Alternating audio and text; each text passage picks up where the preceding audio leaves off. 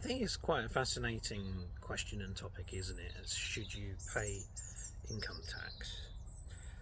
And first of all, if you claim to be a Christian, because many of these people that are advocate against paying any tax also, it seems, claim to be Christian. It seems to me like there are some pretty clear verses in there that make it fairly clear that as a Christian you do have an obligation to pay tax to the superior authorities. And I'll put the scriptures on the screen. You can check yourself and see whether you think it's fairly clear cut or not. There's no kind of caveat. In those days it was the Roman Empire, who were pretty notoriously corrupt, so there was no caveat on how and when they should pay tax. They were just told to pay it. But many anarcho capitalists and people in crypto would say that you shouldn't. If you pay income tax, then you're actually part of the problem. You're contributing to your own enslavement. The word currency, when you analyse it, they say currency is linked to current, which means like power. Obviously money is powerful, there is power involved. And I think that's an interesting thing as well, when you look at actually the meaning of words and how the words themselves are powerful. The words that are used can be sort of carefully chosen. So my argument would be, I do pay tax, but my argument would be that you are not responsible for how the government spend it. And if you don't vote, like I don't, because I don't trust any of them, I think they're all just you have a choice of 2 or 3 puppets being dangled by the same puppet master, really, or puppet masters. Then you haven't voted them in anyway, so you're not responsible for how they spend it. So that's my main argument. Some people that say that doesn't go far enough, though. But it's quite interesting, isn't it, that in America, I think, if I've got my facts straight, prior to the Federal Reserve, prior to 1913, there was no income tax, and somehow the country did still manage to function. So how would the government have collected the tax? Would you have been taxed purely on purchases? I don't know. I have to look into that. How did that system actually work prior to the Federal Reserve, prior to 1913? Apparently tax in Russia is super low compared to places like America, the UK and Europe. But I do get why the anarcho-capitalists are against paying tax, because the argument is that you're paying for your own enslavement. Many of us can question the official agenda, certain things that have happened the last few years, the money being sent to Ukraine, and indeed money that is used to fund all illegal foreign bankster wars. Look at Afghanistan, for example. Look at all the billions and trillions that were spent. The US, the daily amount they were spending there was ridiculous, something like 100 million. I'd have to double check. The UK was in the millions, and at the end of it, nothing achieved at all. The Taliban just rolls straight back in. They pull out. Supposedly, so I hear, poppy production goes down after they pull out, which is highly. That needs more investigation, because why would the poppy production go down when the Americans pull out? And so all of that kind of tax that's just gone up in smoke, and then what happens is inflation goes up as a result, so you're paying for it forever. So I get why the anarcho-capitalists are against it. If you think also of, like, the Nightingale hospitals, $500 million was spent on them, they were never used. Government advertising during the pandemic, I believe Bojo spent $1 billion over 3 years. So yeah, I totally get why some people feel so strongly about it. Proponents of tax, the classic argument they always come up with, which the ANCAP people think is ridiculous, is they say, well, if you didn't pay tax, how would they tarmac the roads? And the ANCAP people say that's just a stupid argument. I've got to say, as I'm a biker, I ride a motorcycle, and I don't ride on the roads with confidence, shall we say, that my tax money has gone to fill in the potholes. In fact, the other day I let my guard down and I actually smacked right into a massive pothole on my bike. It's not a nice feeling when that happens when you're on a bike.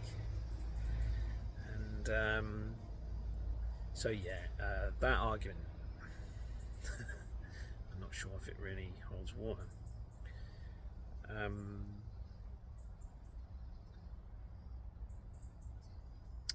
But I don't ultimately know how the Anarcho Capitalists answer that question. If you did stop paying tax, how would you fill the potholes in the road? I guess their argument is that would be go out into the private sector, because ANCAPs tend to favour the private sector over the public sector.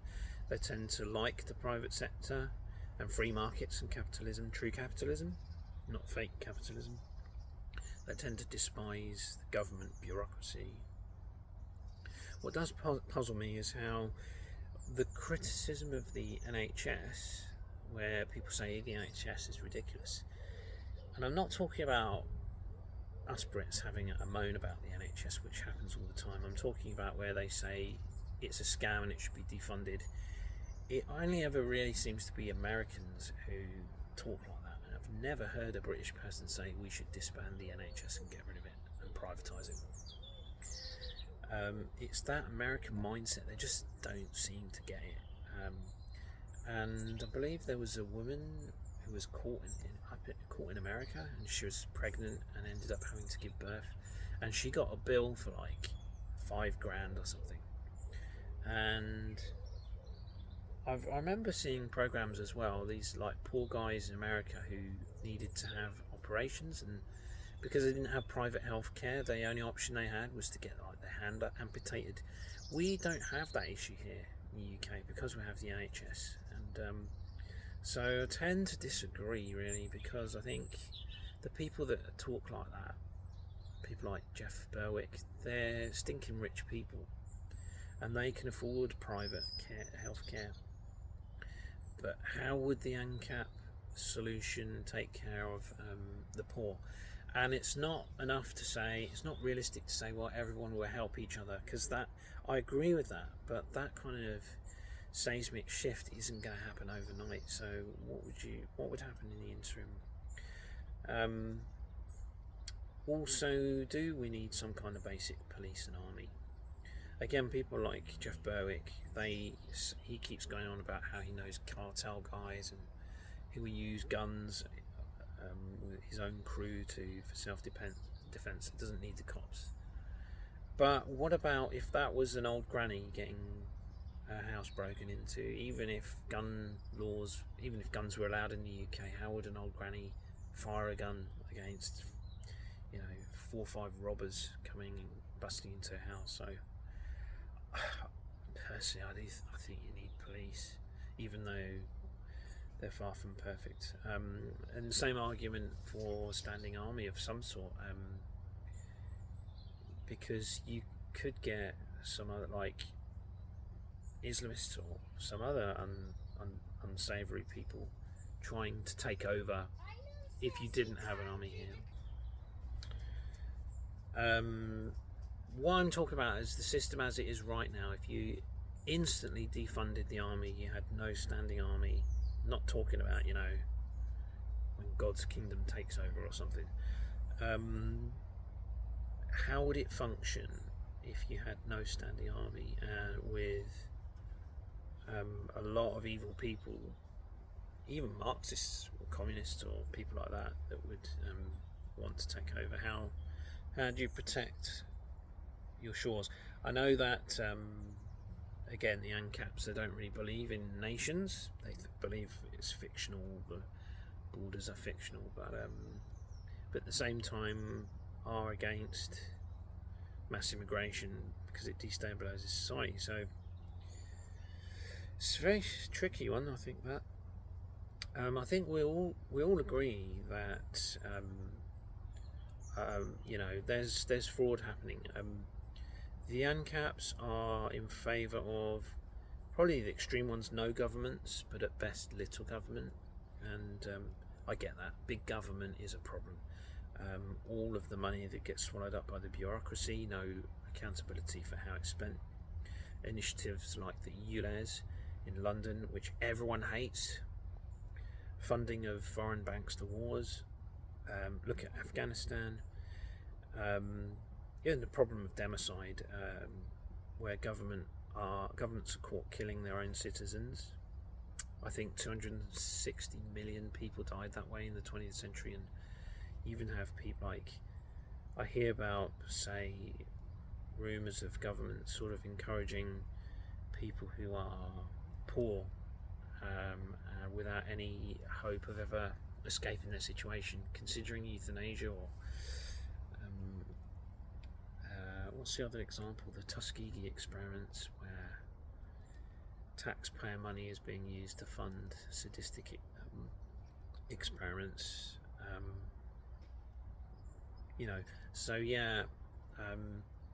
What about if the whole of the tax was actually recorded on the blockchain, and there was full transparency by it being recorded on there, and everyone could see how the money was being spent. Then you hear about the insider trading, the US senators who earn, I don't know, $300,000 a year or something, and yet they're able to, despite being career politicians, they're able to purchase multiple mansions, like $50 million mansions each. Where do they get the money from? And people say that it's due to insider trading, which for the common person like you and I would be a legal prison offence, but for them they seem to be above the law and able to get away with it.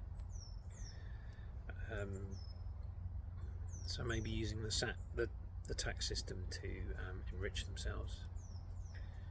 And I think taxing crypto is fundamentally wrong when you've already paid tax to earn the money and then you on-ramp it. After that, it should be down to you then. Whatever profits you make with your crypto or whatever shouldn't be taxed. That's my view. But there are countries popping up like that, like El Salvador, like Argentina could become if the ANCAP guy wins the elections there. Liberland, which is a really interesting country. Maybe the USA if RFK Jr., Robert Kennedy Jr. won there. RFK Jr. is apparently super pro-Bitcoin, so it will be a favourable environment. I hear that Portugal is a comparatively good environment for crypto, for taking crypto profits. I don't know if you have to hold it for a certain minimum period of time before it can be tax-free, and I think Germany is good as well, although I'd have to double check on that.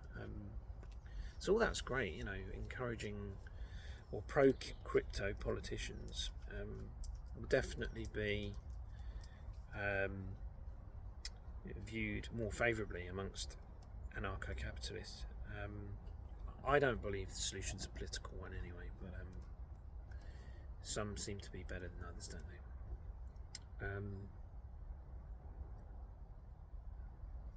And then just looking at the whole background to Austrian economics, like people like von Mises, who I think is the Jewish counter to Karl Marx. Worth watching. I noticed that Andrew Kaufman has just posted a short on what voluntaryism is. So the idea of people helping each other out, that's probably worth watching. So yeah, I actually don't have an answer or really proper opinion, but it's just something that is a hot topic for conversation, shall we say, amongst crypto bros. So there you are. Ciao for now.